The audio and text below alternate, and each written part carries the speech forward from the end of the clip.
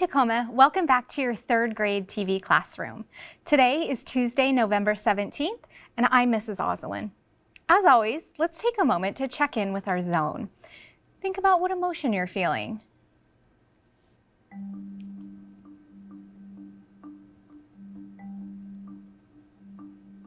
Think about using your I message to express your emotion. You'll remember your I message sounds like, I feel, because, And also keep in mind your feelings thermometer, thinking about how strongly you're feeling that emotion. Take some think time.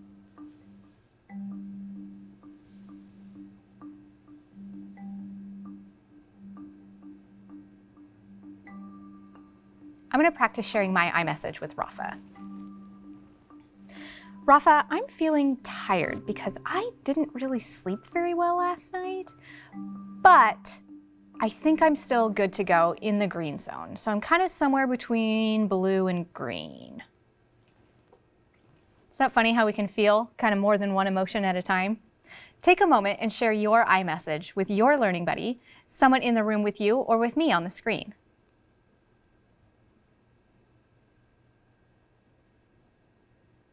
You'll remember yesterday we went over the ways to make a friend, and I'm going to remind you to continue practicing those skills this week.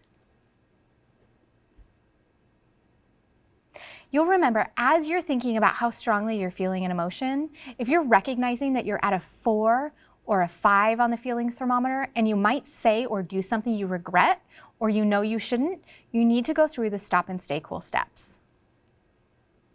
We've also been practicing finding win-win solutions to a conflict so that both people get some of what they want and both people feel good about the outcome. Boy, we've been doing a lot. We've also been practicing using the peace path to help us find non-violent ways to solve a conflict with someone. Step 1 on the peace path is to tell the problem. This is where you use your I message and then say back the I message so that both people know how the other person is feeling and know that they've understood correctly.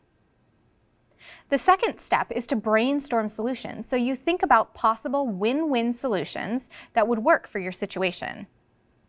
The win-win conflict solvers that we've been talking about are share, take turns, apologize, fix the problem, and get help if you can't figure it out. Step 3 on the peace path is to have a discussion about which ideas you came up with that would be good win-win solutions, and then you agree on one to try together. Last week, we started a new reading and writing unit, and I reminded you to make sure you get your new packet from your teacher, and I still don't have mine, so I'm going to be doing all of my work in my writing notebook. If you have your ELA packet, I want you to grab that. If you don't, grab your writing notebook and a pencil, and also grab your learning buddy. Take a moment and gather your materials.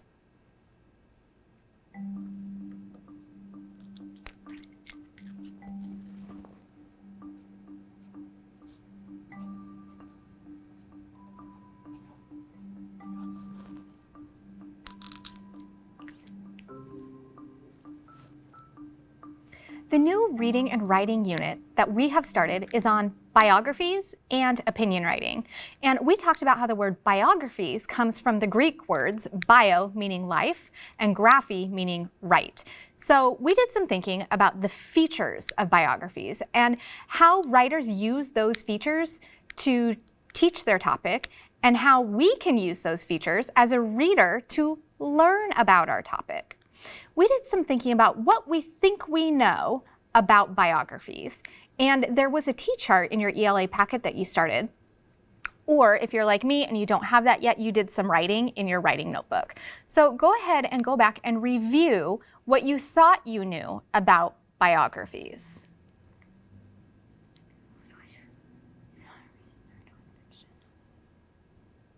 And as we finish reading our book today, if a bus could talk, I want you thinking about what do you think you already know about biographies and what have you learned specifically around the features of biographies. And this is what that T-chart looks like if you have it. Now we started reading If a Bus Could Talk by Faith Ringgold, and this is a biography all about Rosa Parks. And we talked about how some of the issues brought up in this book can make us feel uncomfortable, and that it's important to be able to have a trusted adult around that you can talk about when you're feeling uncomfortable. And I know that as we started reading, I started to feel really uncomfortable and I could feel myself want to stop. But it's important for me to recognize as a person of privilege that I have the right to stop reading when I'm uncomfortable, but not everyone has that right. So I'm going to challenge myself when I'm uncomfortable to keep reading and to keep having these conversations, because they're really important as a society that we are having these conversations. This morning, a strange-looking bus pulled up at my stop. It didn't look anything like my usual bus, but it was on time and I didn't want to be late for school, so I decided to take it. The door opened and a voice called out, "Step on up, young lady." I got on thinking, I'll ask the driver which bus this is.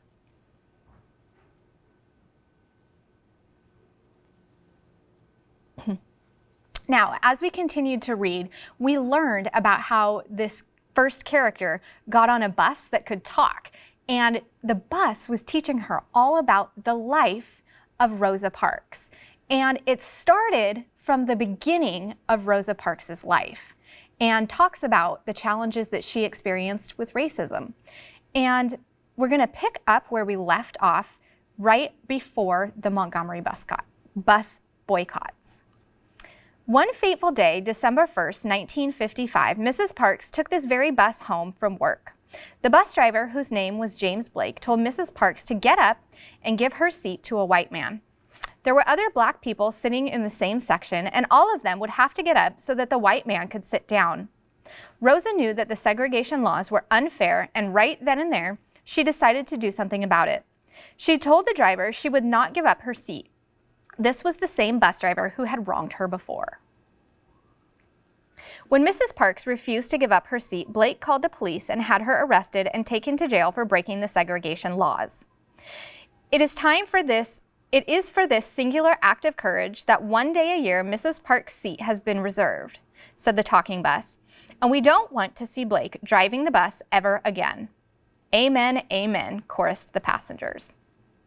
We did some thinking about how we could think about Rosa Parks as a person and try to use words to describe her as a person.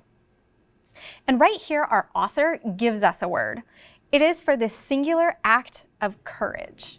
So we could describe Rosa Parks as a courageous person for standing up and refusing to get up from her seat because she knew it was not the right thing to do. How long did Mrs. Parks have to stay in jail? I asked. Not long, Marcy. When Mr. E.D. Nixon, the head of the Montgomery branch of the NAACP, heard of Mrs. Parks' arrest, he paid her bail and she was released. He asked her to help with a boycott to change the segregation laws. Rosa was happy to be a part of a citywide effort to end segregated buses. Mr. E.D. Nixon also asked the Women's Political Council and the town's black ministers to help organize and promote what came to be known the world over as the Montgomery bus boycott.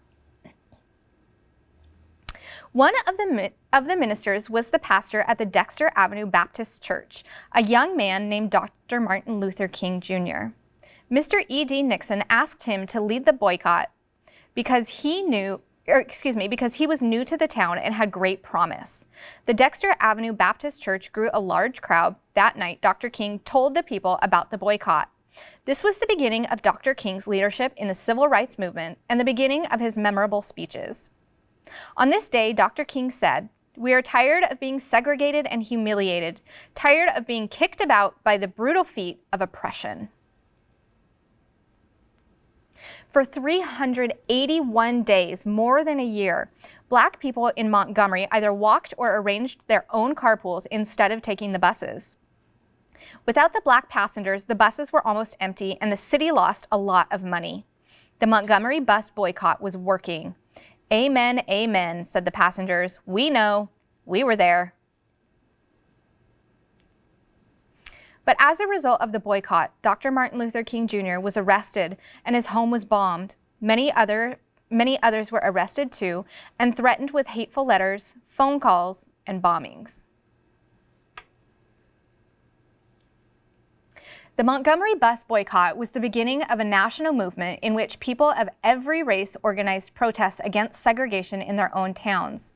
The boycott spread to department stores where Black people were not allowed to return articles of clothing they had bought or to try on clothes before buying them. You mean Miss Rosa could not try on a pair of shoes or return a dress that did not fit? I asked. Yes, Marcy. I know it's difficult for young people today to understand what life under the segregation laws was really like. There were eat-ins too, where Black people and white sympathizers would sit at for whites-only lunch counters and have food poured over their heads by the hissing crowds. But there was no sadder sight on a hot summer day than Black children outside a public swimming pool displaying a "For Whites Only" sign.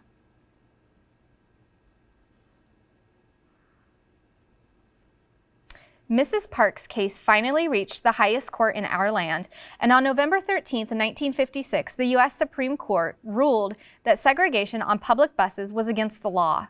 A little more than a month later, the boycott ended. Black people no longer had to ride in the back of the bus, but the struggle for equal rights was not over.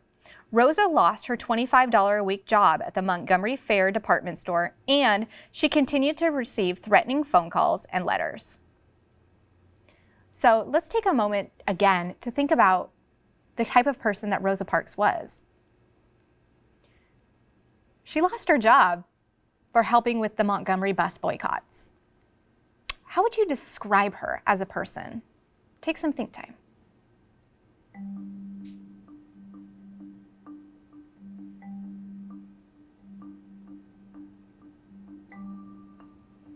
Turn and tell your learning buddy what you're thinking about Rosa Parks and her character. Rafa, I think Rosa Parks is not only courageous for doing this very scary work, but she also was very selfless because she was thinking about other people and not just herself. If she wanted to just think about herself, she could have just given up her seat, or she didn't have to help with the boycott. But she did because she knew it was the right thing to do for everyone. Now, let's continue reading, thinking about the character of Rosa Parks that she had, and thinking about the features of our biography, and see how that helps us to learn about Rosa Parks. A year later, Rosa and Raymond Parks moved to Detroit, where Rosa worked for Congressman John Conyers of Michigan. There she was able to help homeless people find decent housing, jobs, and community services. Mrs. Parks' struggle for equal rights continued. On August 28, 1963, at Dr. King's March on Washington, Rosa Parks was honored with a Tribute to Women award by A. Philip Randolph. However, she was not asked to speak. And later, when she heard on the radio that Dr. King had been shot, Rosa wept in her mother's arms.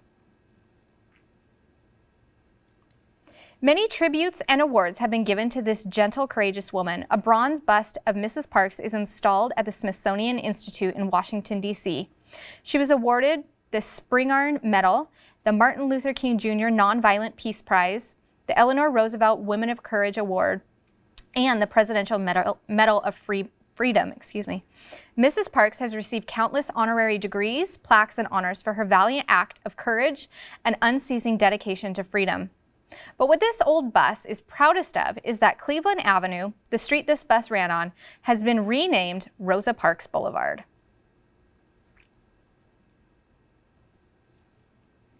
In addition to all this, once a year we get together to celebrate the great lady's birthday. Amen, amen, said the passengers. We know, we were there. And just like that, the bus stopped and Mrs. Parks herself got on. All the passengers stood up to meet her, and when she greeted them by name, Parks, E.D. Nixon, Dr. King, and the rest, I remembered them from her story. The once unfamiliar passengers now had faces I would never forget. I am so excited to meet you, Mrs. Parks, I said gleefully. You really are the mother of the civil rights movement, and I am so lucky to be here. May I ask what gave you such a strong belief in freedom? My belief in freedom goes way back to the days when my mother used to sing the old Negro spiritual, "Oh, freedom over me," said Mrs. Parks. Let's sing it together. Oh, freedom, oh, freedom, oh, freedom, oh, freedom over me. And before I'd be a slave, I'd be buried in my grave and go home to my Lord and be free. Now it's time for you to cut your birthday cake, Mrs. Parks, said the talking bus. Mrs. Parks closed her eyes, drew a deep breath, and blew out all the candles. Happy birthday, Mrs. Parks, said the passengers, and may our dreams of freedom and equal opportunity for all people come true. We love you and we thank you for being the lady who, by sitting down, inspired people all over the world to stand up for freedom. Amen, amen. We know. We were there. By the time the talking bus reached my school, my head was crammed full of all the things that had happened. When I got up this morning, little did I know that I would be attending Mrs. Parks' birthday party on the very bus she was arrested on. I can't wait to tell my class about this. Now, let's do some thinking about the features of the biography. Take some think time about how the book was written.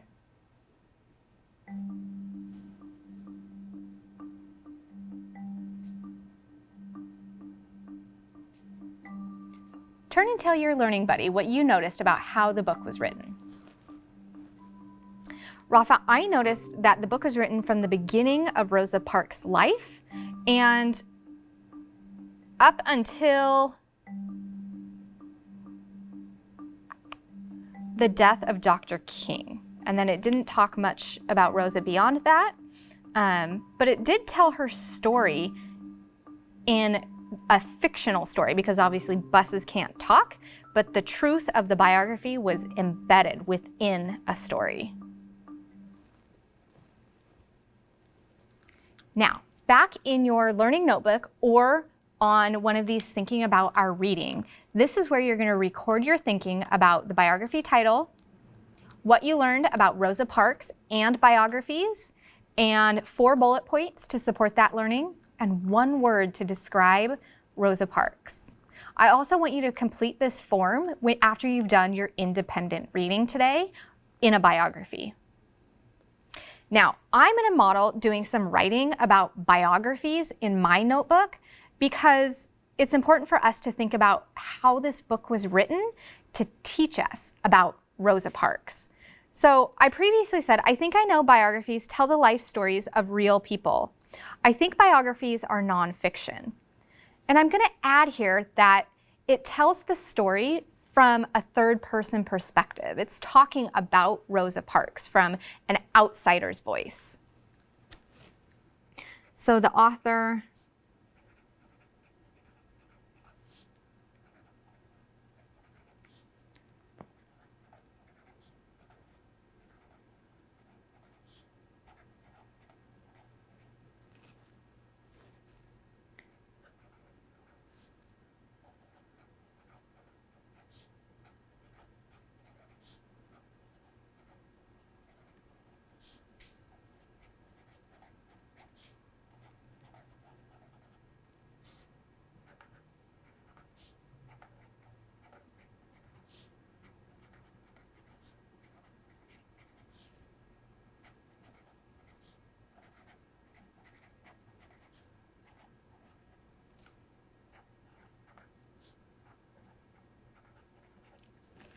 The story told Rosa's story from her birth through the death of Dr. King. And I wonder if all biographies do that. Do all biographies about people start with their birth and end like in the middle of their life? I don't know. It's something we're going to continue to think about. I also noticed, like I said, that the biography was inside a fiction fantasy story.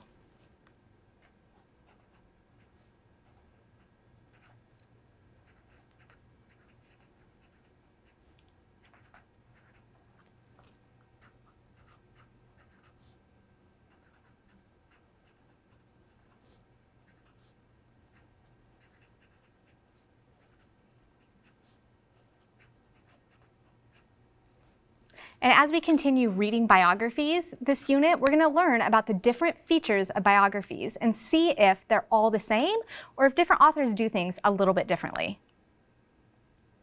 As you're reading your biography today, think about, are you really understanding what the text is about? Are you really understanding all the words? And if you're not, you can go back to this document when meaning breaks down to help you pause and go back and reread and use some strategies to make sure you're really understanding what you're reading. You also have this How to Stay Focused document that can help you if while you're reading you notice that your mind starts thinking about something else to help you get back into your reading. And finally, your reading log. I want you to continue tracking what you're reading and sending this to your teachers so that they know that you're building your independent reading stamina, reading for longer and longer periods of time. I also would love it if you sent us your reading log here at TV Classroom, sent us your thinking about biographies, or sent us your writing about who you're learning about. What biographies are you reading? Is there a book that I need to read? Send me an email and tell me all about it. At the end of our lesson, Mr. Kevin will also put up our mail address, and you can send us your writing in the mail. Also, Mrs. Wally and I will be sending letters out to some of you who we know are watching. And inside the letter will be an envelope that has our address and a stamp already on it, so you can turn around and write back to us and send it in the mail, and we'll read it here on TV Classroom. Now, third graders, it's your 5-minute break time. Make sure you take a chance to take care of your needs, but also gather your materials for math. You will need your whiteboard and marker, your learning buddy, and your counters. Thank you so much for reading and thinking and writing with me today. I hope you have a great day, and I look forward to seeing you tomorrow. Bye.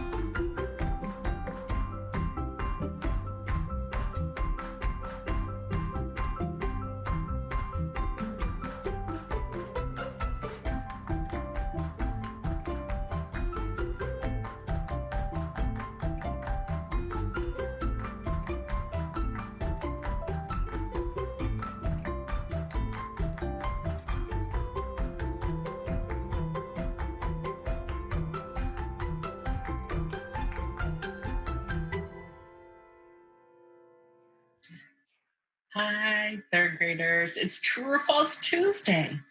So remember, if it's true, we go ding, ding, ding, ding, ding. If it's false, we go wah, wah. So go ahead, solve this, and decide, is it true or is it false? Wah, wah. If I have 41 and 51, is that 100? No. What is 41 and 51? 92. That was most definitely false. Next one. 99 minus 50 equals 49. 50 and 49. Does that equal 99? Ding, ding, ding, ding, ding. 99 minus 50 is 49. That is true. All right. 100 minus 36 equals 74. Remember, this is our whole part. So our two parts have to make our whole. Or you can take 36 away from 100. Wah, wah. Why is it not true? Why is it false? Well, what's 30 plus 70? 100. And what's 6 plus 4? 10. So this should be 110. Okay. 100 minus 48 equals 53. Remember, this is our whole, our part, and our other part.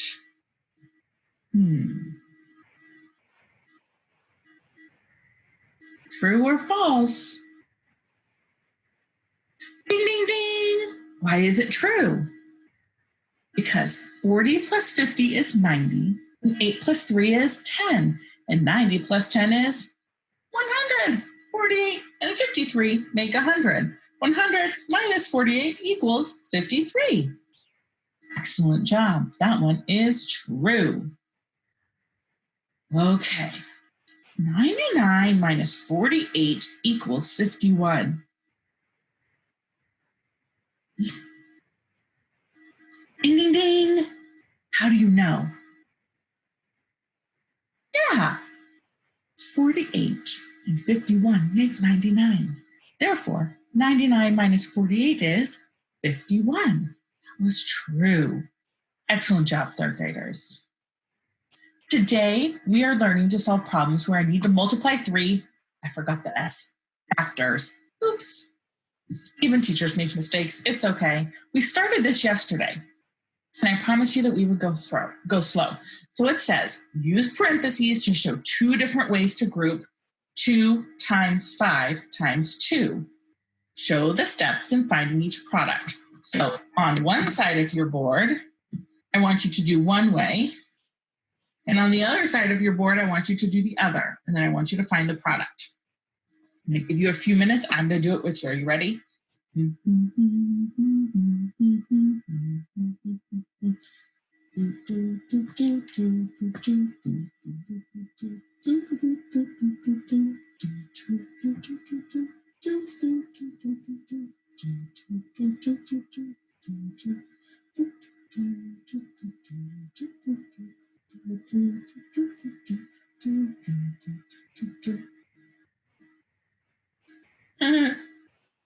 Are you ready?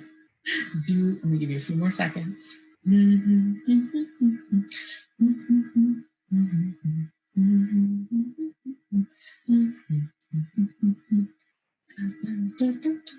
Okay.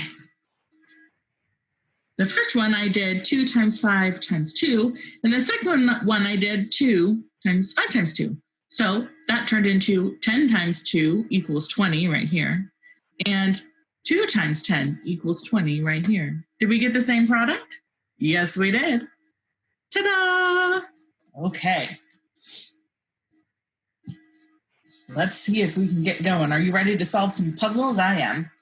Joelle bought 2 boxes of bananas for her ice cream shop. Okay. there are 8 bunches in each box. So we've got 2 boxes and 8 bunches in each box. And there are 5 bananas in each bunch. So what do we have here? So we've got 2 boxes. Everyone draw 2 boxes on your whiteboard. Okay. And there are 8 bunches. So how do we want to show a bunch? How about a circle is a bunch? So let's do 8 circles in each box.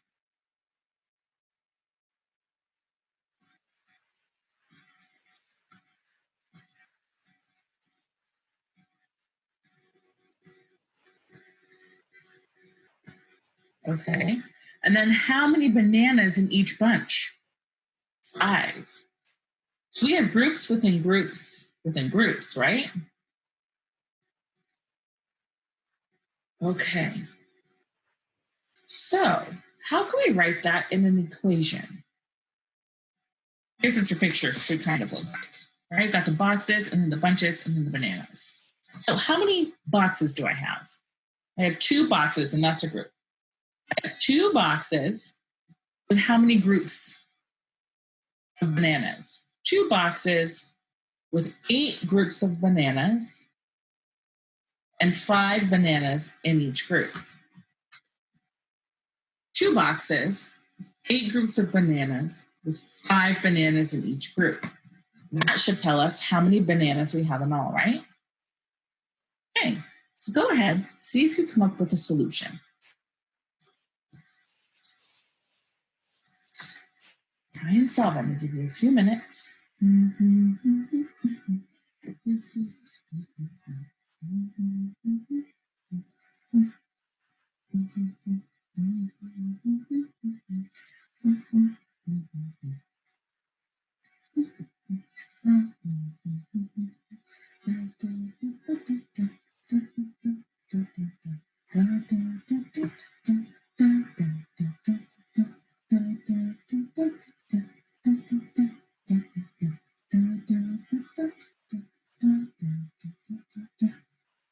Are you ready? If you're not finished, that's okay. We're going to move on to the answer and you can compare what you've done. So it says, think of the multiplication problem you can write, which we did that, right? 2 groups of 8 with 5 in each group. You can use what you have learned about multiplying in any order and grouping to help make the problem easier. First, you can change the order of the numbers. Switch the 2 and the 8. Now, why would we switch the 2 and the 8? Oh, because 2 times 5 is going to be easier than doing 2 times 8 times 5, isn't it? So they said, now you have 8 times 2 times 5. And look what they did. Group it like this. 2 times 5, and then we're going to do 8 times whatever that product is. What is 2 times 5? 10. Multiplying by 10s is easy, right? You just put a 0 at the end of the number. So 8 times 10, because we figured out 2 times 5 was 10, equals 80. So how many bananas are there? 80 bananas. You can use diagrams to help you understand the problem. The first 2 diagrams show 2 ways you can solve the problem using just grouping. The third diagram shows how you can solve the problem by changing the order of the numbers before grouping. So let's look at this first one. Let's look at what they did. By looking at their problem, what did they do first? Yeah, they did 2 times 8 first and got 16. And then they multiplied 16 by the 5. And 16 times 5 they found was 80. That's a much harder multiplication problem to do than 8 times 10, don't you think? What did they do over here? They did 8 times 5, and they knew that was 40. And they brought the 2 down, and then they did 2 times 40. That's easy. That's just double it. And that's 80. Okay. And they switched the order like we did, and they did 2 times 5 first, and that was 10. So you almost imagine that there's parentheses right here, right? Or parentheses here, or parentheses right here. That's what they're doing first. 2 times 5 is 10. Then 8 times 10 is 80. You can order and group the factors in the multiplication expression 2 times 8 times 5 in different ways. Look at the ways shown below and let's fill in the missing numbers. So 8 times 2 times, what number's missing from here? We did 8 and 2 times 5 equals 80. Yes. Okay. What number's missing here if we do 5 times 2? 5 times 2 times, well, we've done the 5 and the 2. What's missing? The 8 equals 80. Or what's missing here? Yeah, the 2. All of those are ways that will get you to 80. You multiply the numbers inside each parenthesis first. Look back at the multiplication equations in problem 1 right here. Multiply the numbers in the parentheses and then fill in the missing numbers below. So what's 8 times 2? 16 times, what do we put here? 5 equals 80. Okay. 5 times 2 is 10. Put the 8 down. 10 times 8 is 80. Okay. 2 times 8 times 5 is 40. 2 times 40 is 80. Excellent.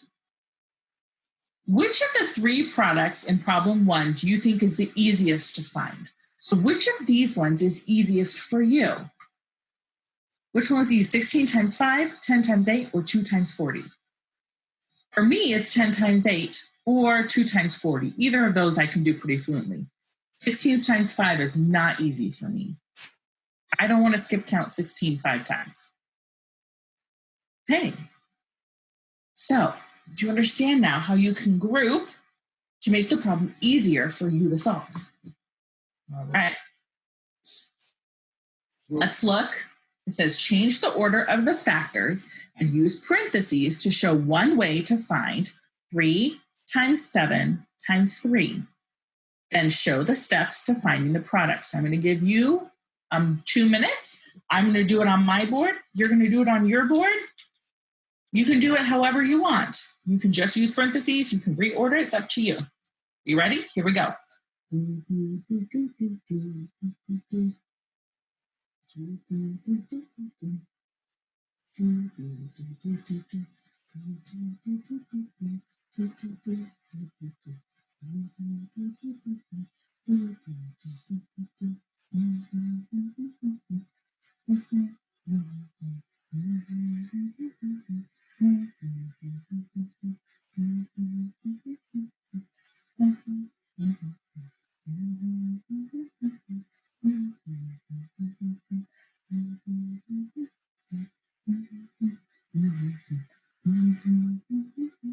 If you don't know the product, that's okay. You can still show the steps.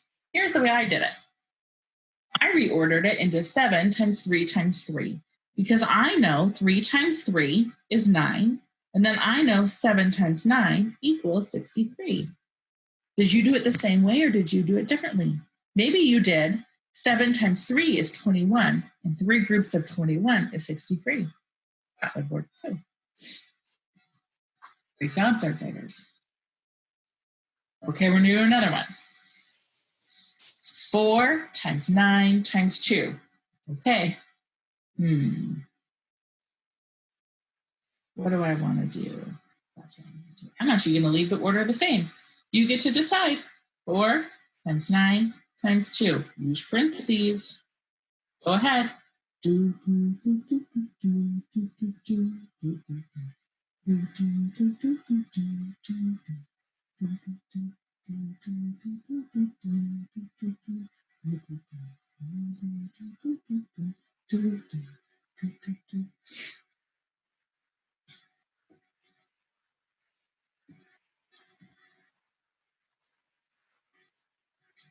Are you ready?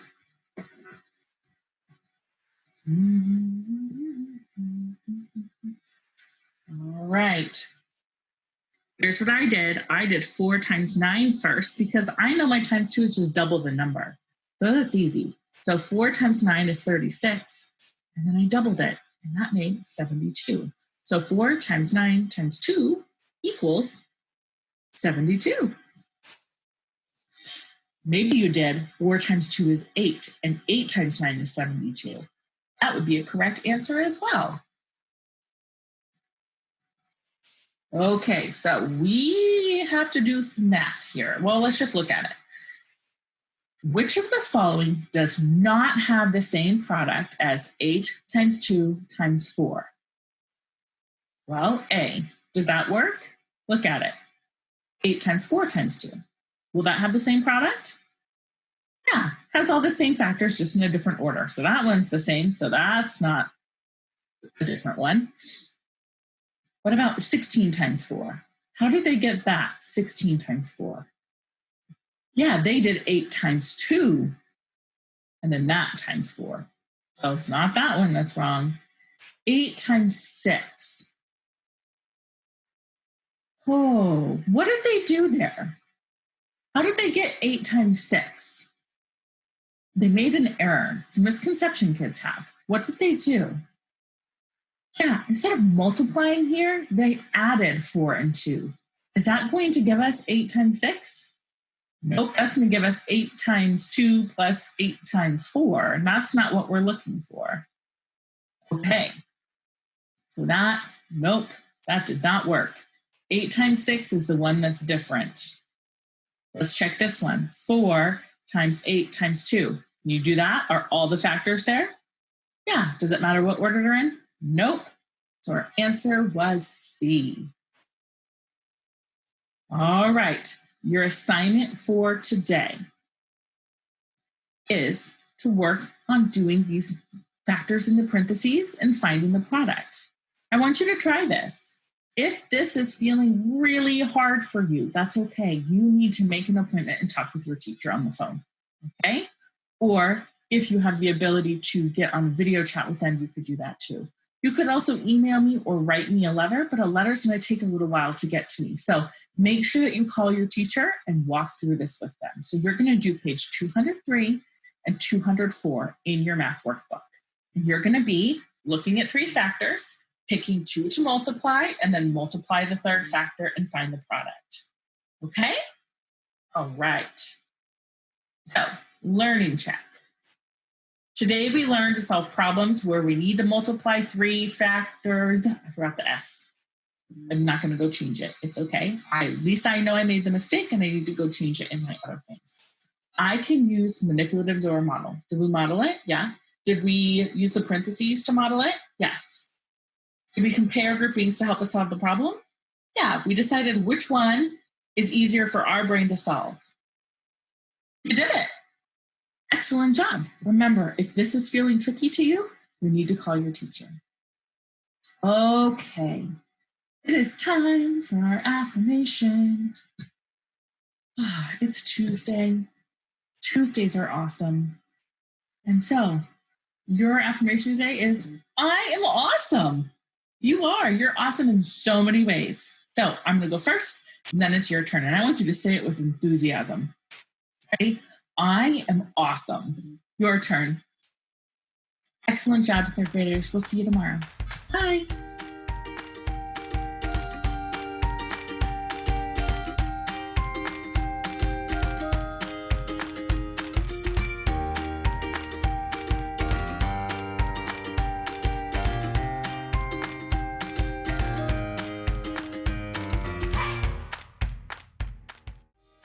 Hey kids, we want to see your work. Just send your pictures and your stories to TV Classroom, 601 South 8th Street, Tacoma, Washington, 98405.